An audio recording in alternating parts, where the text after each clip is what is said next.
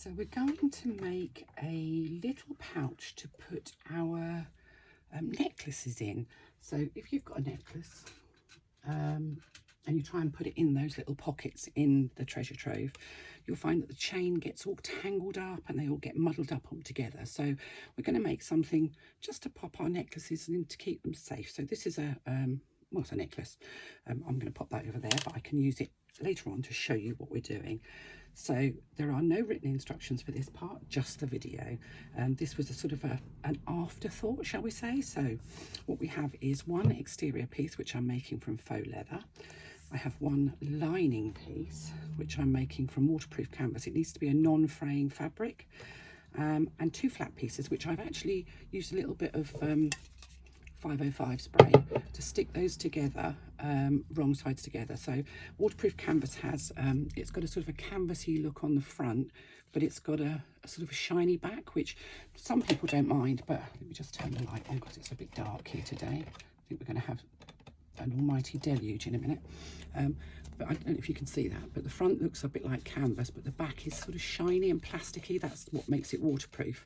And I don't like to see that. You could just leave it with one layer if you wanted to, but I've basically done two and I've put them back to back so they're wrong sides together. And I've just used a little bit of glue to hold them together. So what I'm going to do is and I've got this little piece. This is the bit that stops it all kind of falling, going in together. And this is, I've got a bit of extra thread there. This is made from faux leather because my waterproof canvas isn't overly thick. This is Cordura is what they call it. So it's a 600 denier, so it's not a massively thick one. You probably could, if you really wanted to, try and do this all in faux leather, but I don't think it's flexible enough. So using a waterproof canvas does make it easier. So let me just grab my, here we are, here's the ruler. And the first thing we're going to do is we're going to take this lining piece. So this is the same size as my external piece. And I'm going to make a mark that is 1 5/8 of an inch away from either end. I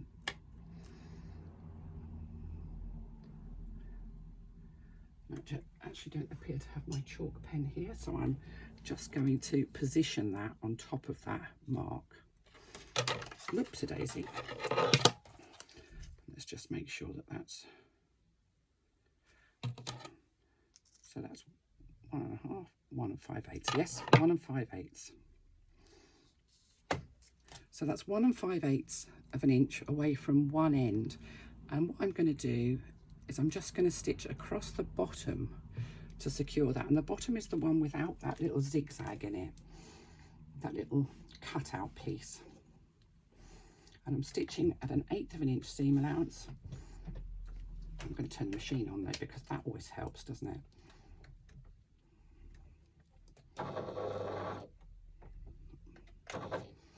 Doing one back stitch at the beginning. Won't go backwards if you've got a thread underneath the back stitch thing.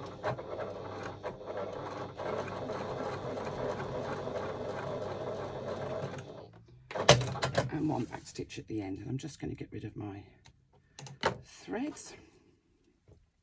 So that's now sitting on there. It's not attached to the sides, it's just attached to the bottom.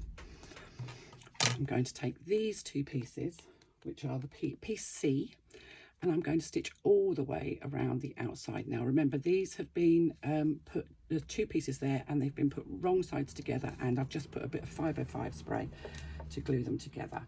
Now if you start right in the middle, you can leave long threads at the beginning and the end so that you can bury your threads. It's very much up to you. This is a very small kind of supplementary project. It depends on how fussy you want to be. But I'm going to top stitch around the outside of this using 1/8 of an inch seam allowance.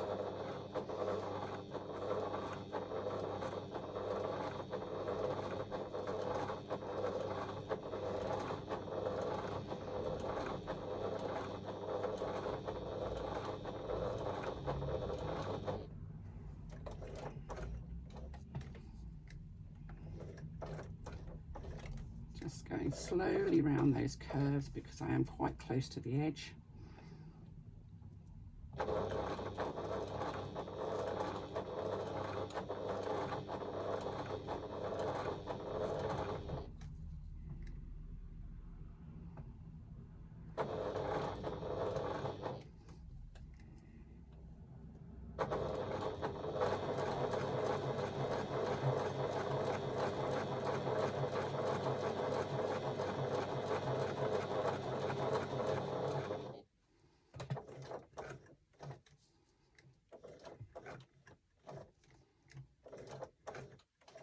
And we go all the way around the outside, and you can see that I'm just hand cranking around those curves because they are quite small curves. I've got my stitch length at a 3 because I normally top stitch at about a 4, but I find that going around these little tight curves at a 4, you end up with a kind of a rather unpleasant line that isn't curved per se. It tends to look a bit jagged, so I want a curved line around the outsides. I'm going all the way back down.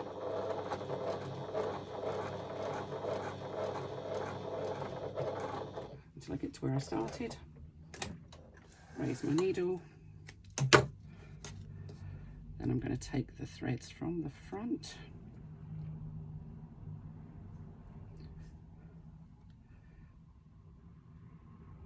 Using a self-threading needle, take them through to the back.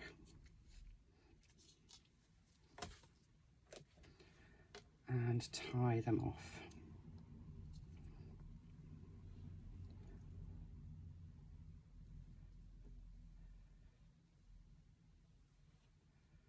I'm not going to cut these particularly short because if I cut them short then they do tend to poke out, so I'm going to leave these probably 3/4 of an inch long because that way I've got control and I know where they're going to go. You could glue them down if you wanted to. So I've now got my exterior panel, which is made of faux leather, and I have my, what I've done on this is I've marked a line that is on the wrong side, that is 1.5 inches away from the top edge. Top edge can be whichever one you want, and then another line that's 1.5 inches further down. So from the top edge, 1.5 inches, 1.5 inches, and I'm going to lay this flap piece across so that it's sitting on that 1.5 inch line. And what you want it to be is central. So if you want to, I mean, I can eyeball this, and I do eyeball it. If you want to measure, then that's absolutely fine. But I'm just eyeballing. So I'm literally making a cross, if you like. I'm just going to pop a clip just to hold that in place, laying it down on my table. And then I'm going to take my second piece. So this is the piece that's got that little, what do you call it, the little piece with the triangle cut out, and I'm going to lay it on top. Now what needs to happen is that piece with the cross needs to sit within these. So if you've got that the wrong way round, you can see that that is far above these. So you need to make sure that it's orientated the right way. So you find it now sits within these two flap pieces. I'm just going to take that clip off there and that clip off there. And what I'm going to do now is I'm going to top stitch all the way around the outside of that central piece. That will cover the sides of the faux leather there. That will secure that part.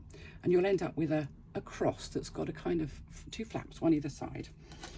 You can't bury your threads here. There's nowhere to bury them. So you need to just make sure that you're stitching, you're not doing too many back stitches at the beginning. Now I like to start sort of on the faux leather. And you could, if you wanted to, use a little bit of spray glue to hold this in place.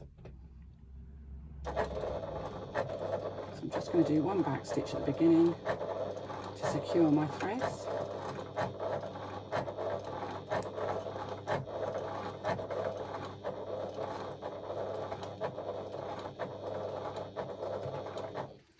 And again, at these curves, I'm just going to hand crank round just so that I know that I've got nice curves on there. Now you could, if you wanted to, do this without any lining at all. I just think it looks nicer without the back of the faux leather showing. To be fair, this faux leather has a sort of a black, fluffy, sort of felted back, so it's actually not as ugly as some of them are.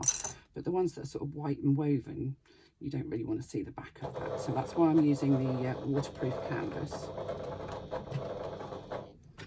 I just use my awl to make sure, or it's not an awl, it's something else, but it works as an awl. Make sure I don't catch the very edge of my faux leather and push it up as I'm going across.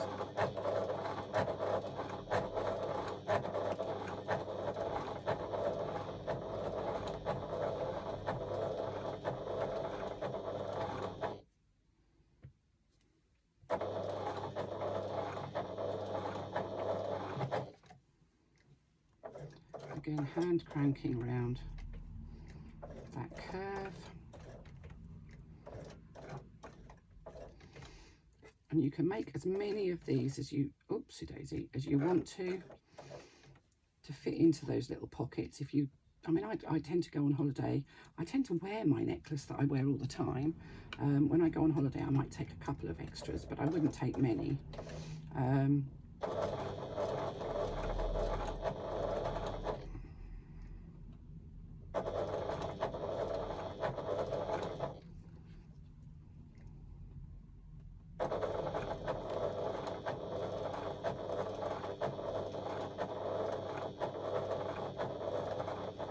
Until you get back to where you started from. Let's just pull those threads out because I don't want those to get caught in my stitching. So you get back to where you started from and do a couple of stitches just to secure your threads.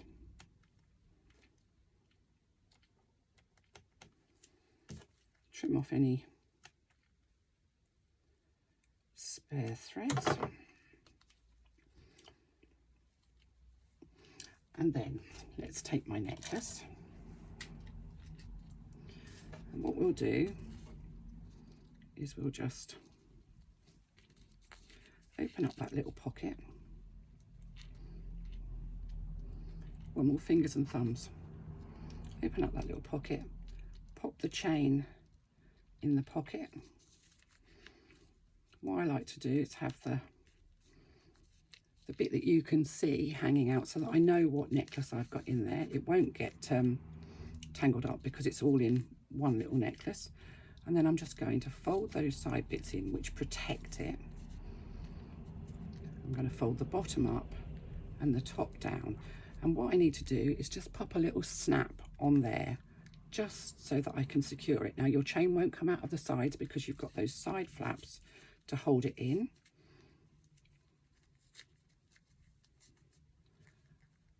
And I'm just going to pop a little snap. It could be a cam snap, it could be a metal snap, but you can see the sides are all secure. And that little pouch is 1.5 inches by 1.5 inches, so it's tiny enough to fit into, I haven't obviously put the snap on, but if I just pop a clip on there, oh, there's a clip that's just gone to clip heaven. And you can see that we can stick plenty of those. I mean, obviously I've got a clip stuck on there, but you could probably stick 4 or 5 of those in there, and the same in this bottom pocket. So you've got the option to take quite a lot of necklaces away. I'm just going to pop a snap on there just to keep it closed. You could use a plastic cam snap, you could use a metal snap, whatever suits you. And there you go, one little pouch for your jewels.